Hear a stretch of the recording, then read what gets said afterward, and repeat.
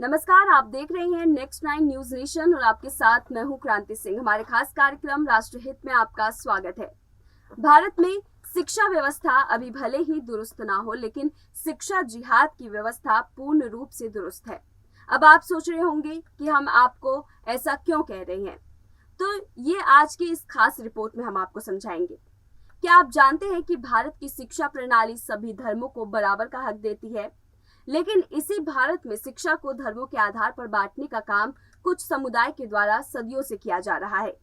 यही नहीं, शिक्षा की जड़ में कई ऐसे पाठ्यक्रम शामिल कर दिए गए थे कि इससे जिहाद को और हवा मिले। अब सवाल ये है कि आखिर कब तक भारत के पैरों में शिक्षा जिहाद की बेड़ियां इसी तरह रहेगी। क्या आपने कभी सोचा है कि कॉलेज में जुम्मे की नमाज पढ़ने के लिए छुट्टी इख्तियार करने के लिए ब्रेक मिलता है, लेकिन कोई व्यवस्था अन्य धर्मों के लिए नहीं किया गया है। जब हिंदू के नवरात्रे होते हैं तो माता रानी की पूजा करने की कोई व्यवस्था नहीं होती। भारत में शिक्षा के नाम पर इस जिहाद का आखिर अंत कब होगा ये तो नहीं पता, लेकिन इस जिहाद के पीछे की वजह क्या है, आइए जानते हैं। राष्ट्रहित के इस खास पेशकश में देखिए कैसे देश में शिक्षा जिहाद एक महामारी की तरह पनप रहा है। भारत में पनप रहा शिक्षा जिहाद। शिक्षा के नाम पर जिहाद का खेल जारी। शिक्षा के नाम पर विशेष समुदाय को खास अधिकार, विशेष समुदाय को छूट, अन्य समुदाय से लूट का खेल। शिक्षा जिहाद पर रोकथाम के लिए कब उठेगी आवाज? शिक्षा व्यवस्था के साथ हो रहे खिलवाड़ पर कब लगेगा अंकुश? कब देश जान पाएगा सही मायनों में इतिहास? आखिर कब हिंदू राजाओं की वीरता की कहानी इतिहास में होगी दर्ज? भारत एक धर्मनिरपेक्ष देश है। यहाँ सभी धर्मों को बराबर का हक मिलता है और यही वजह है कि हमारे देश में किसी से भेदभाव नहीं किया जाता है। लेकिन इस धर्मनिरपेक्ष भारत में शिक्षा के नाम पर जिहाद को बढ़ावा देना किस हद तक सही है? ये सवाल कई वर्षों से सबके सामने है, लेकिन इसका जवाब मिलता नहीं दिख रहा है। आपको बता दें कि देश में ऐसे कई मुद्दे हैं जहां पर विशेष समुदाय के अल्पसंख्यक होने के नाते उन्हें हिंदू धर्म से ज़्यादा तवज्जो दी जाती है, जो कि हिंदू धर्म के साथ साफ साफ अन्याय है। बहरहाल यहाँ आप ये समझे कि भारत में शिक्षा के आधार पर भी विशेष समुदाय को स्पेशल तवज्जो मिली हुई है, जबकि हिंदुओं को उनके हक के लिए कड़े विरोध का सामना करना पड़ता है। इसका उदाहरण आप ऐसे समझे कि कॉलेज में जुम्मे की नमाज पढ़ने के लिए छुट्टी, इफ्तार करने के लिए ब्रेक मिलता है, लेकिन इस तरह की व्यवस्था क्यों हिंदू धर्म के लिए नहीं होता? जब हिंदू धर्म में नवरात्र चल रहे होते हैं तो क्यों हमारी शिक्षा प्रणाली नवरात्रि के समय छुट्टी नहीं देती है? यहाँ आप ये भी समझे कि ऑफिशियल तौर पर विशेष समुदाय के लिए छुट्टियों की व्यवस्था बड़ी दुरुस्त है। तारीख तय किए हुए हैं कि किस दिन आधिकारिक तौर पर विशेष समुदाय को छुट्टी मिलेगी, लेकिन ये व्यवस्था हिंदू धर्म के लिए क्यों नहीं? जब देश एक, कानून एक, तो शिक्षा के नाम पर ये भेदभाव क्यों? ये तो बात शिक्षा के नाम पर छुट्टी में भेदभाव और तवज्जो को लेकर हमने आपको बताया। चलिए अब आपको एक और पहलू से रूबरू करवाते हैं। दरअसल इस शिक्षा जिहाद को बढ़ावा देने वाले अहम कड़ी ये है कि भारत के इतिहास की किताबों में केवल मुगलों के बारे में बताया गया है, किसी और को नहीं।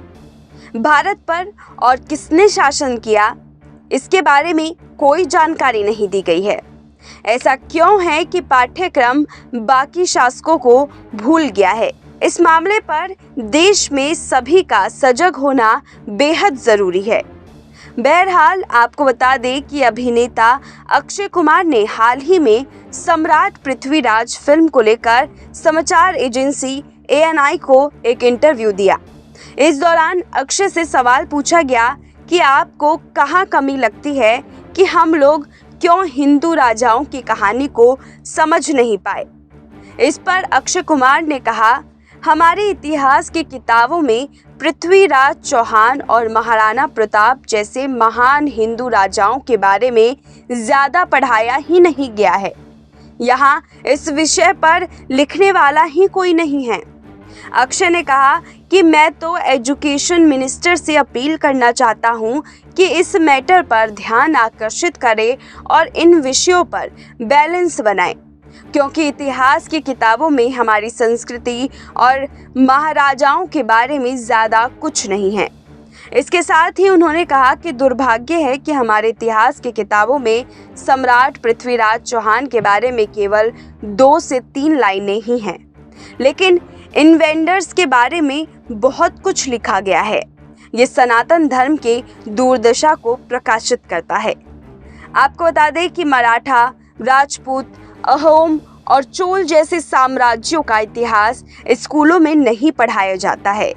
मुगलों के बारे में किताबों में विस्तार से समझाया जाता है, जबकि मराठा, राजपूत, अहोम और चोल जैसे साम्राज्यों के बारे में कोई अधिक जानकारी नहीं दी जाती है।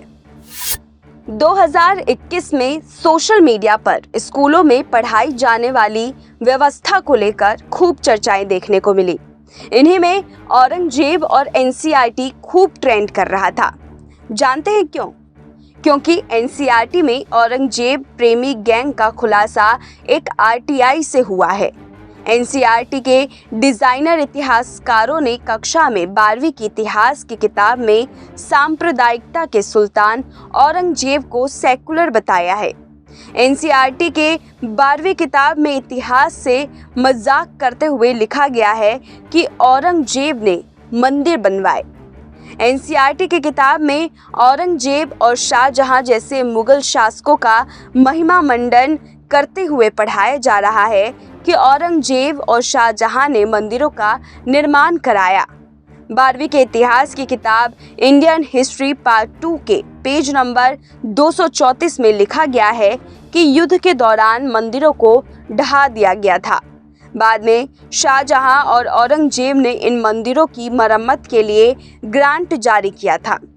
आज़ाद भारत के इतिहास के इस झूठ का खुलासा एक आरटीआई से हुआ था, जिसके जवाब में एनसीईआरटी ने कहा कि उसके पास इसकी जानकारी नहीं है। इससे कई सवाल उस दौरान खड़े हुए कि क्या इतिहास के पन्ने पर लिखे गए सभी युद्ध बेबुनियाद तरीके से लिखे गए हैं? जो हम वर्षों से पढ़ते आ रहे हैं उसमें कितनी सच्चाई है? इस तरह के कई सवाल सामने आ रहे हैं। भारत की शिक्षा व्यवस्था में इतिहास को उस तरह से नहीं दिखाया गया है जिस तरह से वो वाकई में था। अब इतिहास के पन्नों पर आगे आने वाली जनरेशन और हम जैसे लोग जो पढ़ लिख करके आगे निकल चुके हैं, उनको कैसे पूरी बातें पता चलेंगी? जब इतिहास ही हमें सच्चाई नहीं बता पाया, तो हमारे शिक्षा व्यवस्था के साथ जो ये मजाक का खिलवाड़ चल रहा है, इस पर रोकथाम कब लगेगी और जो चीज़ें गलत हो चुकी हैं उनको सही कैसे किया जाएगा, ये तो आने वाला समय ही तय करेगा। फिलहाल आप यहाँ पर ये भी समझें कि जिस तरीके से भारत में शिक्षा व्यवस्था को शिक्षा जिहाद का रूप दिया गया, इतिहास के पन्नों से लेकर के यहाँ रोजाना दिन पर दिन हो रहे कॉलेज स्कूलों में व्यवस्थाओं के ज़रिए जो चीज़ें सामने आई हैं, जो तस्वीरें देखने को मिली हैं, उससे ये साफ हो जाता है कि ये लव जिहाद की जगह अब शिक्षा जिहाद का मामला भी तुल ज़रूर पकड़ेगा। जिस तरीके से शिक्षा जिहाद दिन पर दिन विकराल होता जा रहा है, इस पर रोकथाम की बेहद ज़रूरी है। लेकिन ये रोकथाम कब लगेगा, ये तो आने वाला समय ही बताएगा। भारत में शिक्षा व्यवस्था के साथ हो रहे खिलवाड़ पर अंकुश आखिर कब लगेगा? कब देश सही मायनों में इतिहास जान पाएगा? आखिर कब हिंदू राजाओं की वीरता की कहानी इतिहास में दर्ज होगी? आखिर कब हमारे देश पर शासन करने वाले शासक उजागर होंगे? कब तक भारत सिर्फ मुगलों के बारे में पढ़ेगा? इसके साथ ही सवाल ये भी है कि सरकार में जो रियायतें विशेष समुदाय को मिलती है, वो रियायतें अन्य समुदाय को कब मिलनी शुरू होगी? धर्म के नाम पर अब शिक्षा में जिहादीपन भारत आखिर कब तक सहेगा? हमारा ये कार्यक्रम आपको कैसा लगा, हमें कमेंट करके जरूर बताइएगा। और राष्ट्रहित के अगले एपिसोड हम अगले दिन आपके सामने फिर लेकर के आएंगे। तब तक नमस्कार।